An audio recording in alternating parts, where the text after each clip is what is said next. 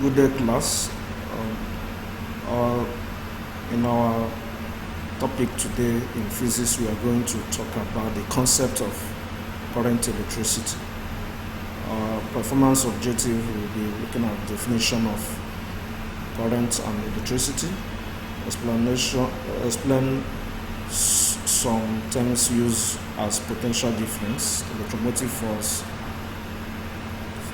and resistance, state Ohms Law, explain the limitation of Ohms Law, explain resistances in series and parallel, illustrate the types of resistor, and describe electric cells and battery. Moving on, what is electricity? An electricity consists of current flowing from the generator to the point of delivery. This motion takes place along a conducting path that forms a closed loop. This path is termed the electric circuit.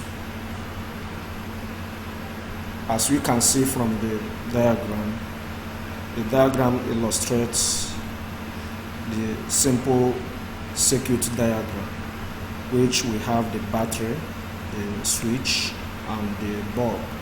The bulb is just the load in the circuit. So, and the connecting part. The connecting part is made of wire.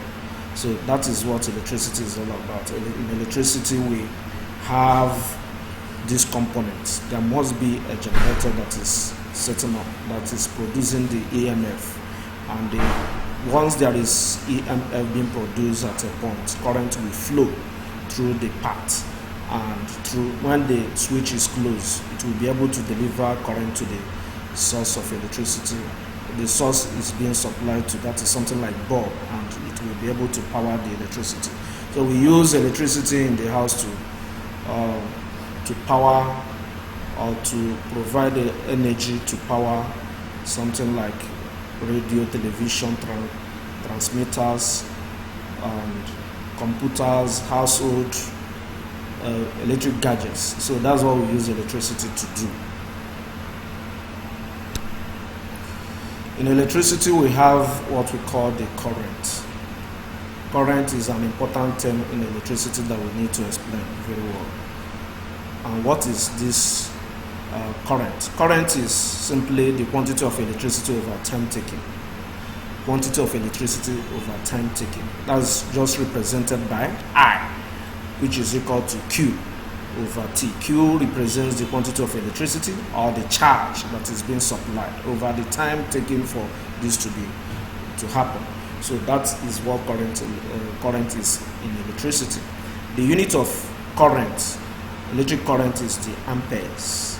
Amperes is simply coulombs per second. Coulombs stands for the unit for charge, while per second stands for the unit for time. So again, we have different values, smaller values of amperes, such as milliamperes. Milliamperes, which is 10 raised to the power minus 3.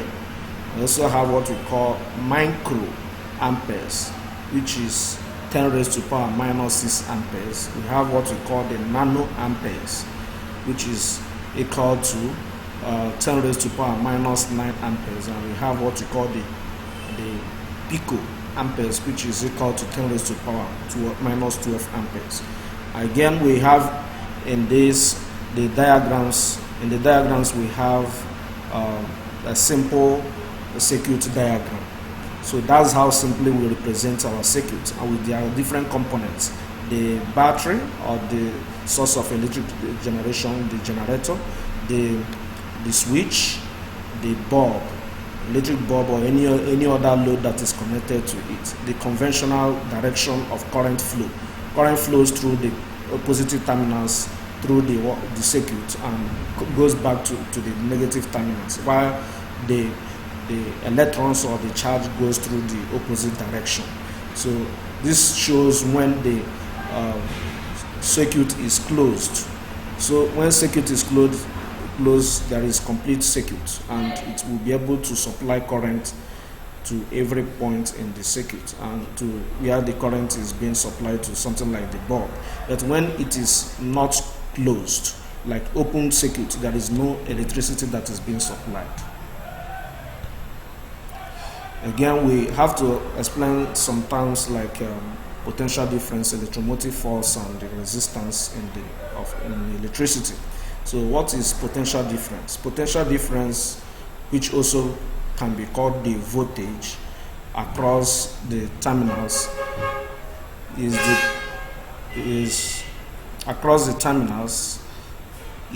the work done in joules when 1 coulomb of electricity moves from one point to another. So that is what potential difference. The work done when work done in joules when 1 coulomb of electricity moves from one point to another.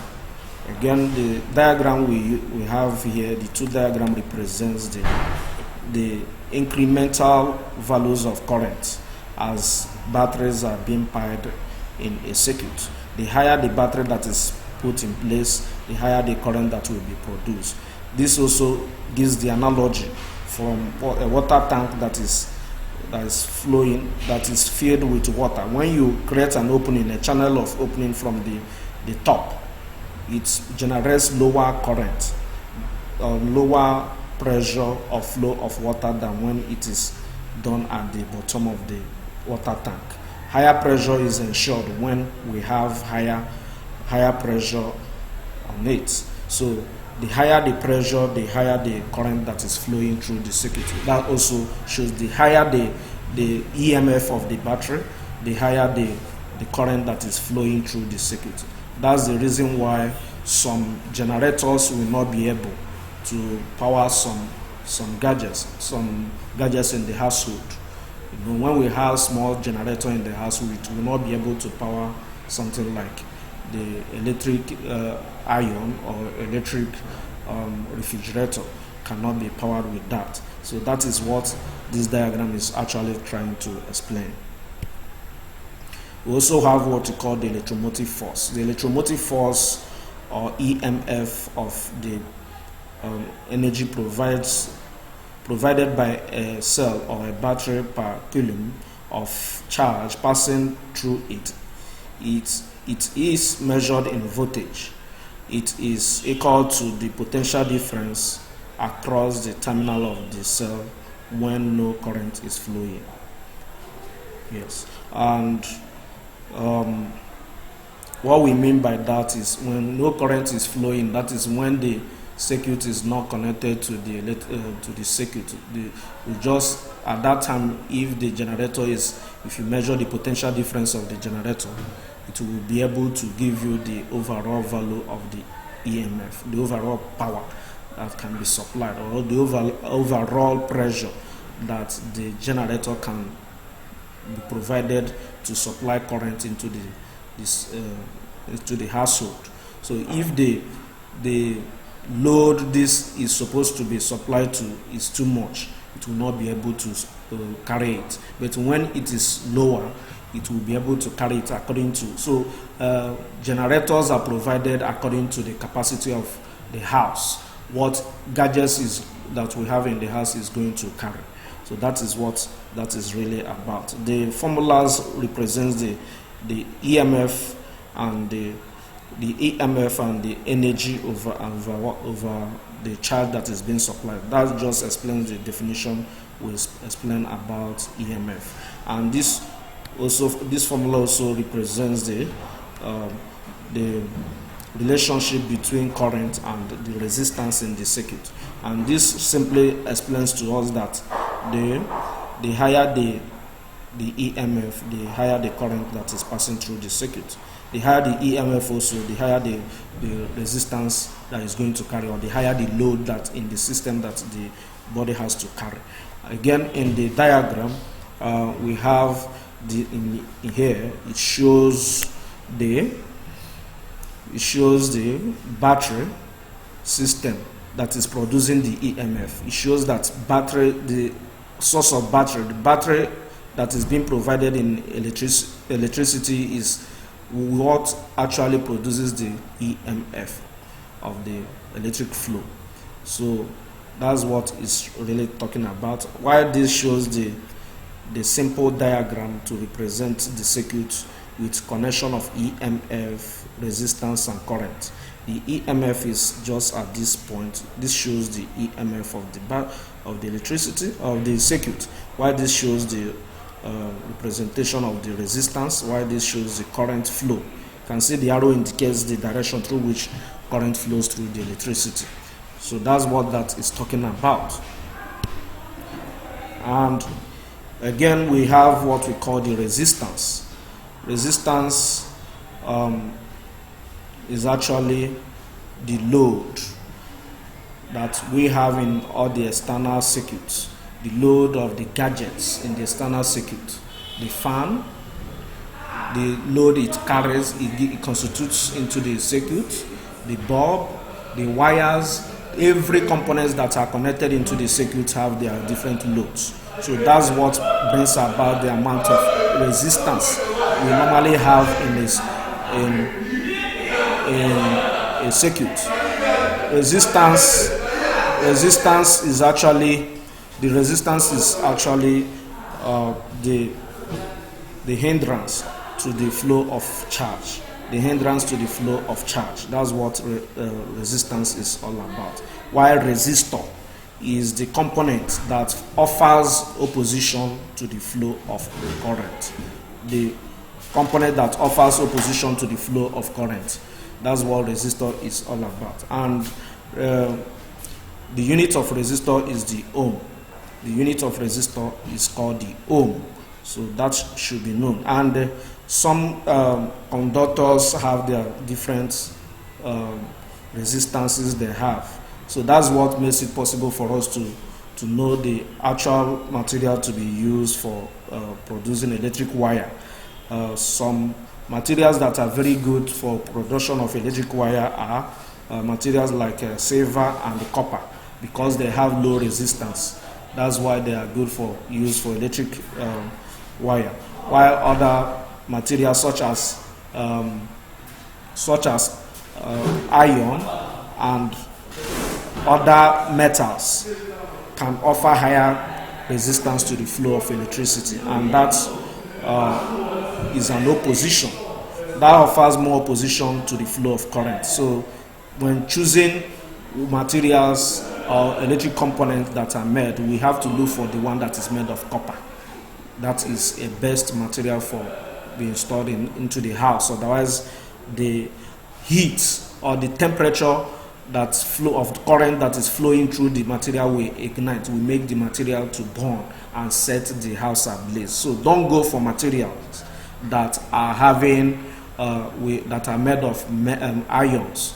We'll go for material that is made of copper. That's a good conductor because they have low resistance. We have also from the diagram this diagram shows a schematic diagram to represent the resistor and the points where you can install the resistor in the circuit.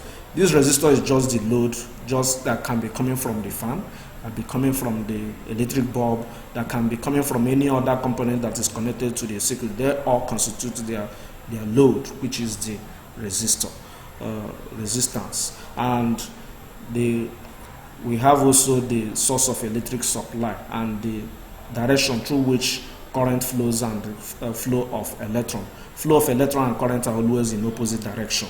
And this shows also when we have up to 3 or more, 2 or more resistors or source of resistors that are connected into electric circuits.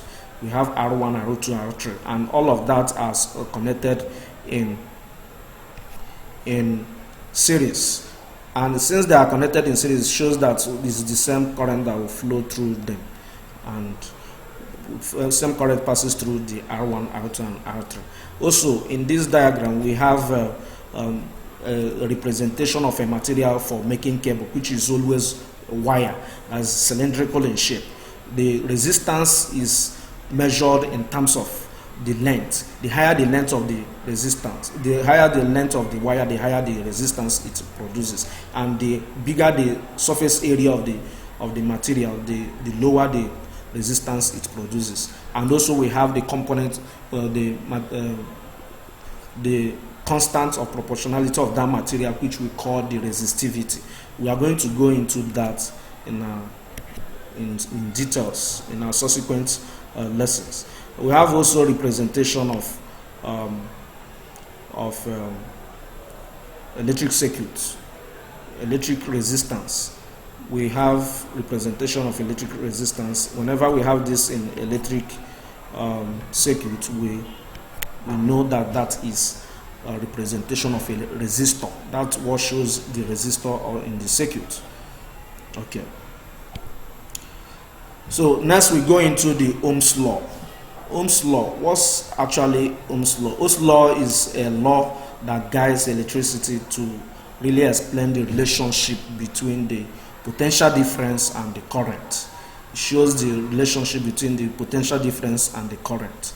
And at all times, the constant that is produced between the ratio of resistance and the ratio of potential difference and current is the resistance in the conducting part of the circuit. So that's what it really shows. And what is Ohm's law?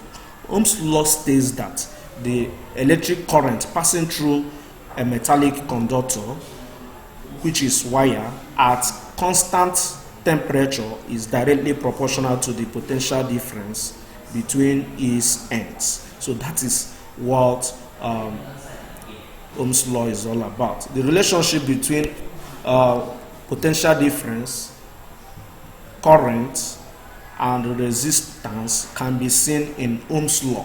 These three components or these three quantities are what constitutes electricity. So you can't have electricity and you without talking about the potential difference, or talking about the current, or talking about the resistance of the conductor. So these are what we use to calculate anything we need to calculate in electricity, either the potential difference, the current, and the resistance. They are connected in this formula, and that is exactly what Ohm's law is talking about. And this diagram indicates their different relationship. We have that V is equal to I times R, and the next one is I is equal to V over R, and the next one is what R is equal to V over I, where V represents the potential difference, I represents the current, and R represents the resistance. Thank you.